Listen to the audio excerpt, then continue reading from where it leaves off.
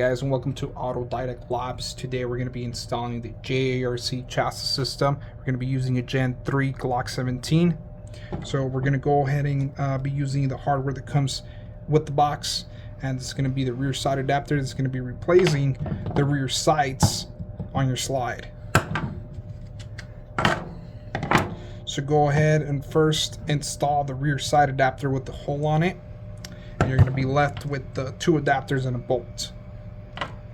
Disassemble your firearm, make sure it's clear, and then you're going to grab your lower and you're going to go ahead and insert it inside the chassis with the Picatinny flush with the bottom. You're going to also be indenting the rear housing in this notch right here on the chassis, and that's going to be the ejector housing. So go ahead and line that up first with the pick and then the housing, and then all you got to do is push forward.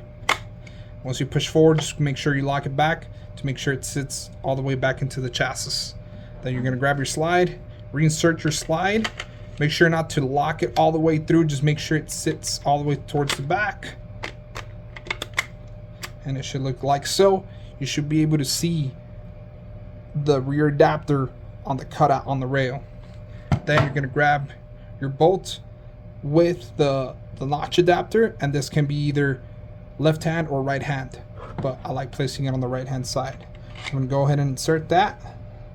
I got to make sure my adapter lines inside the rails, so I'm going to go ahead and make sure the slide sits completely far back. Okay, and then I'm going to go ahead and push it in. There we go. And then make sure you put some sort of a thread lock on these threads to make sure this not comes out, and then just go ahead and screw it. Try not to screwing it all the way in.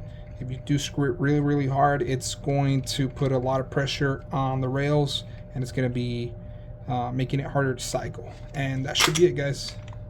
Thanks for watching.